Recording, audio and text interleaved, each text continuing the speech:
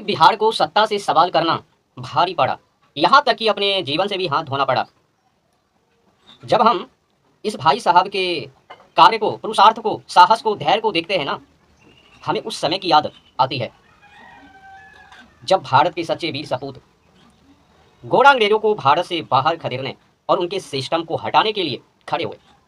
और गोरा अंग्रेजों ने क्या किया, एक एक करके जितने भी क्रांतिकारी अपना संगठन को बना करके काम कर रहे थे, सिस्टम को जड़ से उखाड़ फेंकने का काम कर रहे थे, उनको चुन चुन करके क्या किया, दुनिया से अलविदा कर दिया। क्या कहा करके, तो देशद्रोही है, पागल हैं, ऐसे हैं, आतंकवाद हैं, इलना फिलना चिलना कहा करके उनको ढेर कर दिया।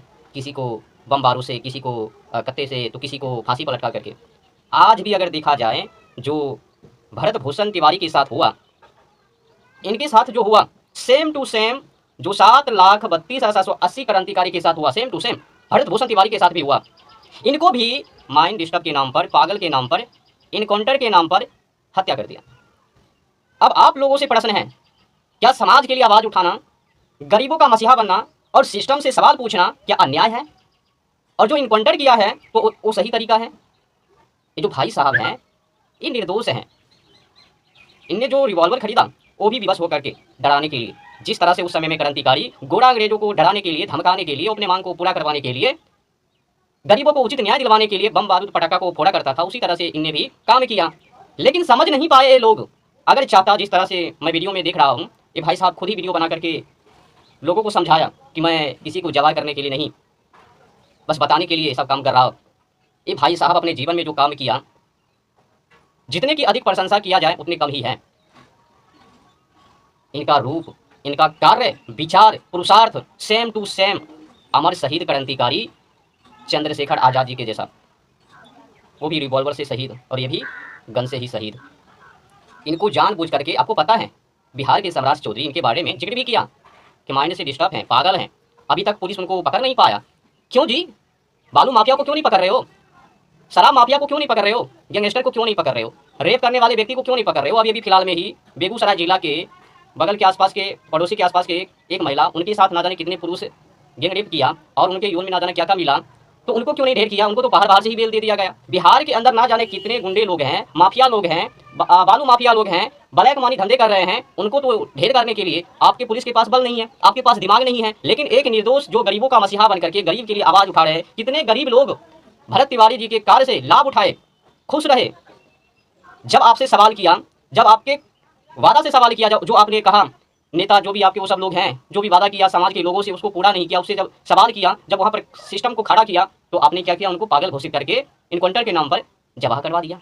क्या यही इनकाउंटर है? जब वो रिवॉल्वर को उनके आगे फेंक दिया, सरेंडर कर दिया, तो उस अवस्था में इनको गोली मारने की कोई जरूरत नहीं।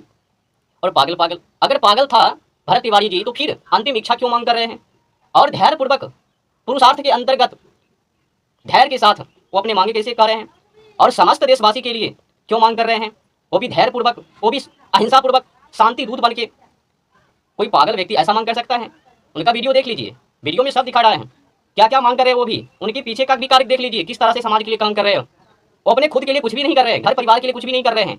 किसके लिए कर रहे हैं? तो समाज के लिए, समाज के लोगों के लिए, वो भी उन लोगों के लिए जो गरीब हैं, असहाय हैं, लाचार हैं, आवाज को उठाने में समर्थ नहीं है, वो अपने मांग को मांगने में समर्थ नहीं है। उनके के लिए, उनके मसीहा बनकर के एक खड़े हुए और आवाज उठा रहे थे, और आपने उनको क्या किया? पागल घोषित करके उनको ढेर करवा दिया। मतलब आपको क्या लगता है कि हमने जो काम किया है वो सही किया है?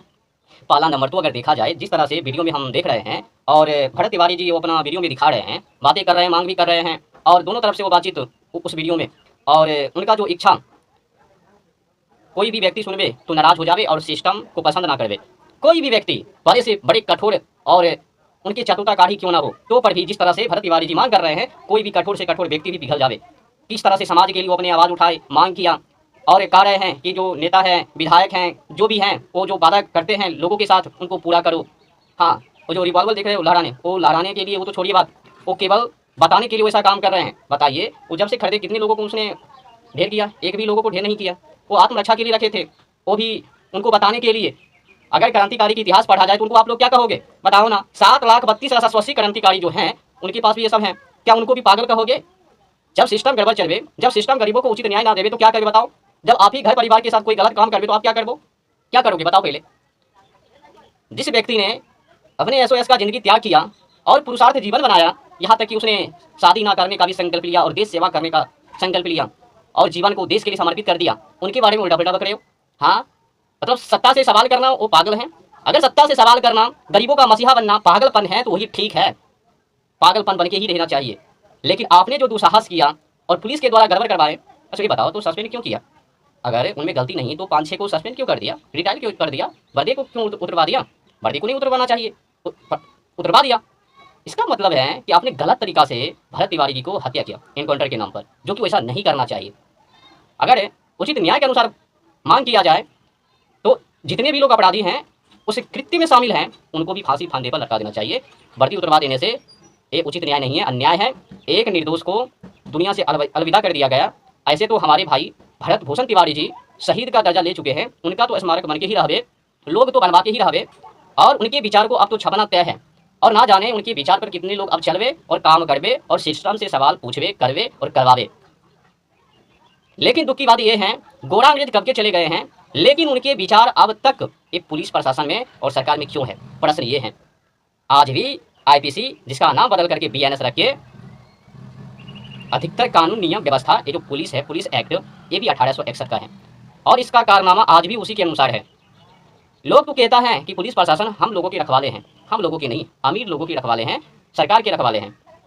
हकीकत मानो, अगर गरीबों का मसीहा गरीबों के रखवाले होते ना तो आज भरत भूषण तिवारी जी के साथ वो नहीं होता जो हो गए। दुख की विषय है। सैल्यूट है भरत तिवारी जी को और सैल्यूट है उस माँ पिता को जिसने एक शेर को जन्म दिया है और शेर को बना करके तैयार किया है। और दुख की विषय ये भी है, भाई साहब इनकाउंटर जवा की अवस्था में हैं और प्राण छोड़ने से पहले हंसते हंसते अलविदा हुए हैं। जब पुलिस ने उन पर गोली चलाई और 4-5 ठोक दिया, हंस रहे थे और हंसते हंसते अलविदा हुए हैं। और उसी अवस्था में सुलह में आया है, जो भरत तिवारी जी की माँ है वो कह रही है कि जब मार दिया गोली तो पर भी जो पुलिस हैं, जो लोग आए थे, उसने उन पर प्रहार किया उस अवस्था में भी। तो इसका मतलब है कि ये गुंडागर्दी था और जानबूझ करके वैसा किया। और सरकार को लगा कि अब ये सब पोल खोल देवे जो हम कर रहे हैं गुप्त रूप से, तो पोल ना खोले तो उसे पहले ही ढेर कर दिया।